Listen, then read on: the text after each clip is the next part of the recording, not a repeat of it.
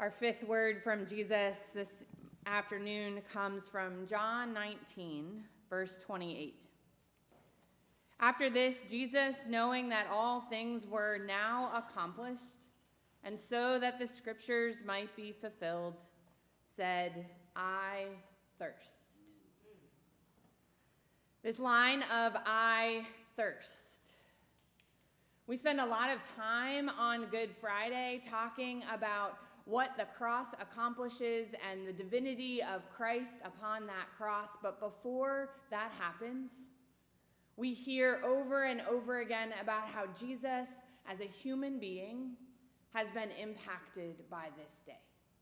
How he has been beaten, how he has been whipped, how he has carried the cross and fallen because of its weight and his pain.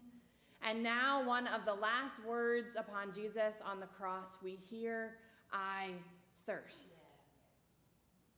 And this piece is important for me because this piece for me is this reminder that Jesus knows what it means to suffer, right? So that when we are in our Good Fridays, when we are in those moments of death and suffering, when we say God is with you and God knows you, it is not just theoretical.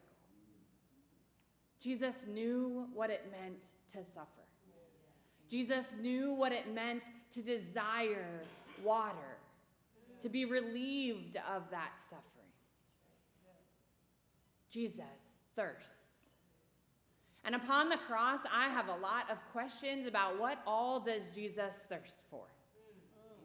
On that moment, I could guess that he is thirsty for a drink of water, but also thirsty for people to understand what this moment is doing.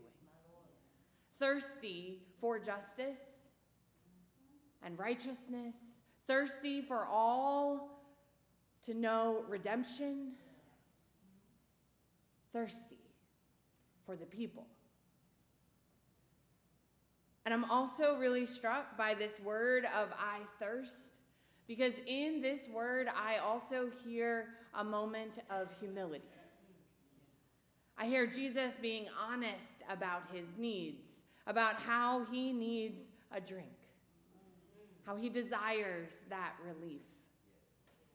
And so when I think about this word and what it might mean for us all these years later, I wonder if there is a word to be learned,